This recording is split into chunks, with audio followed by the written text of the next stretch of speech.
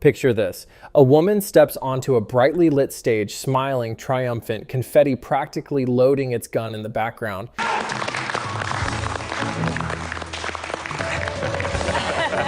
And the audience reacts like they've just seen a Victorian ghost crawl out of a mirror. Not applause, not cheers, just hesitation. On their way onto campus. 3 of you will compete, and 2 of you will be headed to the Biggest Loser campus. The kind that makes you wonder if something went very right or very, very wrong. Welcome to The Biggest Loser, the show that promised transformation, inspiration, and just a light sprinkle of emotional trauma, disguised as cardio. Because on paper, it sounded beautiful. Take ordinary people, give them world-class trainers like Jillian Michaels and Bob Harper, drop them into a scenic ranch and watch them reclaim their health, their confidence, their lives. It was supposed to be Rocky, but with treadmills. But in reality, it slowly turned into something that felt less like self-improvement and more like a televised Hunger Games, where the main sponsor was dehydration. Variety of things that I need for my body that have the vitamins and minerals that are good for me, that I wasn't getting at home. Because nothing says getting your life back on track like your body quietly filing for bankruptcy. And the craziest part? For years, we didn't question it. We cheered, we cried, we watched people collapse on treadmills and thought, wow, inspiring. Because the show didn't just present suffering, it reframed it as discipline, as strength, as proof that you wanted it badly enough. So how did a show built on hope turn into one of reality TV's most uncomfortable cautionary tales? There's no BS, there's no talking. All we want to do is work out. Well, like all great tragedies, it didn't start that way. It all started in 2004, when television executives looked at the booming popularity of reality TV and asked themselves a very simple question. What if we took people at their most vulnerable? Friggin' mess.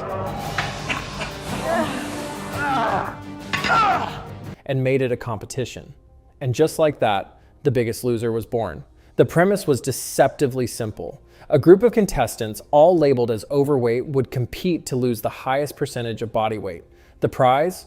$250,000. And the title of The Biggest Loser, which even at the time felt like a branding decision made by someone who had never once Googled the phrase long-term psychological damage. But context matters. This was the early 2000s. Tabloids tracked celebrity weight like it was a stock market.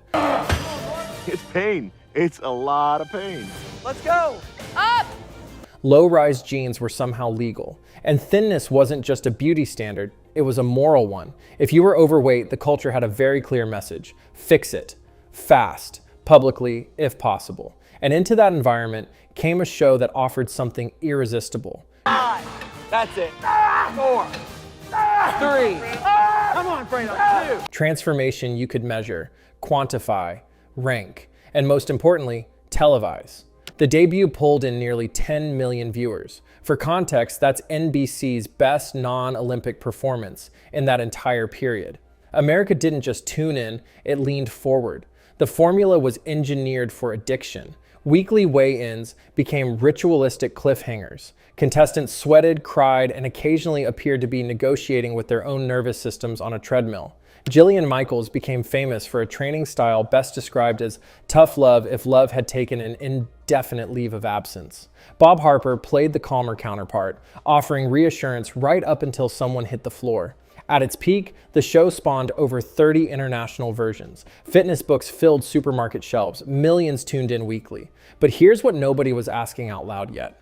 Because the show wasn't just selling weight loss. It was selling the idea that health could be compressed into 30 weeks, judged by a number on a scale and packaged as primetime entertainment. Some people are starting here. I may be starting down here, but I'm starting. And that idea had a shelf life. It just hadn't expired yet. At first, the cracks were easy to ignore. In fact, they were practically edited out. Because when someone is crying on a treadmill while dramatic piano music swells in the background, you don't think this seems medically questionable. You think, wow, they really want it. And that was the genius and the danger of The Biggest Loser. How you doing, Rick? Fine. Nothing's gonna stop me. It didn't just show suffering, it rebranded it as discipline, as strength, as success, because this wasn't fitness, this was survival with better lighting. But behind the transformation montages and motivational speeches, former contestants were starting to tell a very different story. Take Kai Hibbard, She later revealed her daily routine involved eating around 1,000 calories while exercising up to 8 hours a day. 8 hours a day. That's not a health plan. That's a full-time job with overtime and no HR department. She described losing her hair, sleeping only a few hours per night, developing dark circles, and eventually struggling with an eating disorder that followed her long after the camera stopped rolling. Suddenly, those before and after photos don't look like inspiration. They look like evidence. He asked me at one point, are we almost done? And it wasn't just one story. Experts had been raising red flags from the very beginning, warning that losing 10, 15, even 20 pounds per week wasn't just unrealistic, it was dangerous. But those warnings got drowned out by ratings, because nothing says primetime entertainment like watching the human body try to speedrun biology. Then came the kind of scandal producers probably refer to as a minor PR apocalypse. In 2013, it was revealed that Jillian had given caffeine pills to contestants, resulting in a penalty that was framed like someone had cheated in a board game, instead of, Stop these legs. Oh, I'm so out of shape. It's disgusting. 8, 7. chemically altering human performance. But that was just the warm-up act. By 2016, reports surfaced alleging contestants had been given far more serious substances, including Adderall and ephedra-based supplements, which is interesting because ephedra had already been banned by the FDA back in 2004. So at this point, we're not even in questionable decisions territory anymore. We're in how did this get approved territory. Former contestants described a culture where extreme measures weren't just encouraged, they were normalized. Pills, diuretics, even induced vomiting, all allegedly part of the reality that never made it into the inspirational voiceovers.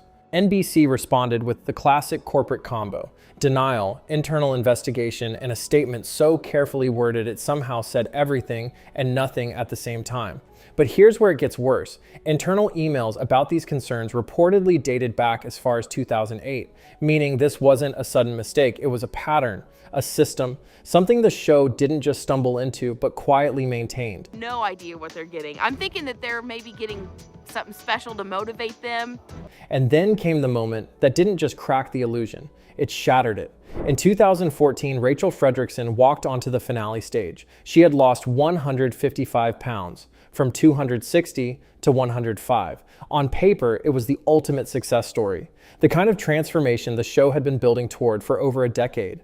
But in reality, it felt wrong. The audience didn't erupt into cheers, they hesitated. For a second, nobody knew what they were looking at. And for the first time, nobody knew whether to clap. Even Bob Harper and Jillian looked visibly uncomfortable, like they had just realized they were part of something they couldn't fully defend anymore. Harper later called the moment shocking, which might be the most understated sentence in reality TV history. Social media exploded almost instantly, but people weren't asking how did she do it, they were asking should she have done it. And just like that, the entire premise of the show flipped. Because if winning looks like this, what exactly are you winning? And then, just when things couldn't get more uncomfortable, science showed up. And what it's doing and form an emotional connection to the food for what it really is. In 2016, a study revealed that many former contestants had experienced severe, long-term metabolic damage. Their bodies had adapted to extreme conditions by slowing their metabolism, making it incredibly difficult to maintain weight loss. Translation? They didn't just lose weight, they broke the system that regulates it. Years later, many had regained significant weight, some even ending up heavier than before. So let's recap. A show built on sustainable transformation produced results that weren't sustainable, using methods that weren't healthy, while presenting it all as inspirational entertainment. It's like watching a magic trick, and halfway through realizing the rabbit was never okay to begin with. And by this point, the audience wasn't just uncomfortable, they were starting to feel complicit. To become conscious of your behaviors and the choices that you make. Think it through. Because the biggest twist wasn't what was happening on screen. It was the realization that we had been clapping for it the entire time. Here's something the show never put in a voiceover. Ryan Benson won season 1. He lost over 120 pounds. The confetti fell, the check was handed over, the credits rolled. And within 3 days of leaving the show, he had gained 25 pounds back, just in water weight alone. He later said, 20 years on, that he still carries guilt about not keeping it off, that anyone who struggled with weight carries those feelings with them long after the cameras stop, that the show gave him a finish line without preparing him for everything that came after it. And that's the story The Biggest Loser never wanted to tell, because the problem wasn't just what happened on screen. It was what happened when the screen went dark. A landmark 2016 study followed former contestants for 6 years after filming. What it found was damning. Their metabolisms hadn't just slowed, they had fundamentally restructured. Their bodies, having been pushed through extreme rapid weight loss, were now burning significantly fewer calories than a person of the same size who had never been on the show. Their leptin levels, the hormone that signals fullness and regulates hunger, were 6 years later still only at about 60% of where they started. Translation: the show didn't just fail to fix the problem. For many contestants, it made it biologically harder to solve. Is big. I want you to forgive yourself.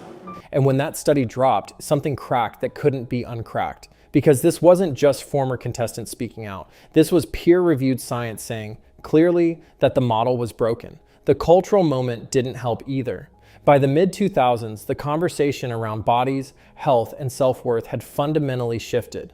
The body positivity movement wasn't fringe anymore. It was mainstream. Mental health awareness had gone from whispered to expected. And a growing number of researchers, nutritionists, and psychologists were making a point that sounds obvious now, but was almost never said on primetime television back then. Weight is not a character flaw, and a show built entirely on the premise that it kind of is, had nowhere left to go. The 2020 reboot tried. It lowered the prize money, removed the temptation challenges, softened the language, added wellness resources. Bob Harper, now the host, said the new version wasn't about getting skinny. It was about getting healthy. But the winner was still whoever lost the most weight, and the audience noticed. Because you can change the packaging, you can swap the buzzwords, but if the core mechanic stays the same, if the entire structure still rewards the person who shrinks the fastest, then nothing has actually changed. You've just given the same flawed engine a fresh coat of paint and hoped nobody looks under the hood. Then came August 2025, and Netflix's Fit for TV, the reality of The Biggest Loser. Everyone, there's a bunch of us sitting around, kind of just chatting, and then we see Allison just appear. And if there was any remaining goodwill, this is where it went. Former contestants described developing eating disorders they still carry today. Symptoms consistent with PTSD from verbal abuse by trainers who were supposed to be helping them. Years of disordered relationships with food, with their bodies, with the word health itself. One contestant described going out of body during a treadmill session while being screamed at. Another said she had never hated her body before the show, not at her heaviest, not ever, and that the show was what broke that. Let that land for a second. The program designed to help people love their bodies, made them hate their bodies more than they ever had before. And through all of it, the drug allegations, the metabolic damage, the emotional fallout, the producers largely maintained the same position.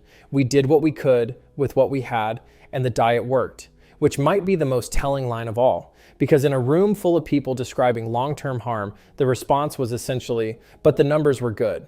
And maybe that's the most honest summary of what The Biggest Loser always was. A show that cared deeply about the numbers, and not quite enough about the people attached to them. And here's the uncomfortable truth about The Biggest Loser. For a brief moment, it almost worked.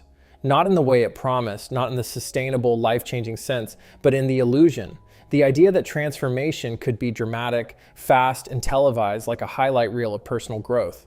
And for a while, people believed it. Honestly, we wanted to believe it because the core idea was powerful. Reinvention, control, a second chance. That's not just TV, that's human nature. But you can't turn something as complex as health into a competition without breaking it. You can't reduce people to numbers on a scale, push them to extremes, and expect a happy ending that lasts longer than the finale credits. And yet, for years, we watched it happen.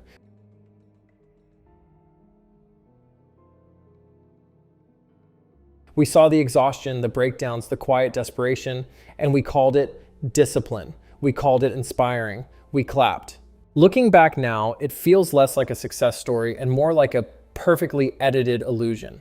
One where the cracks were always visible, just carefully reframed as progress. So maybe the real takeaway isn't just about reality TV.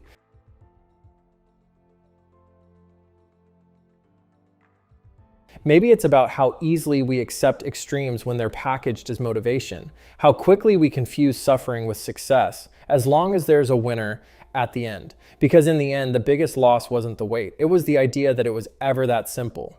Anyway, like, subscribe and tell me which reality show we should ruin next.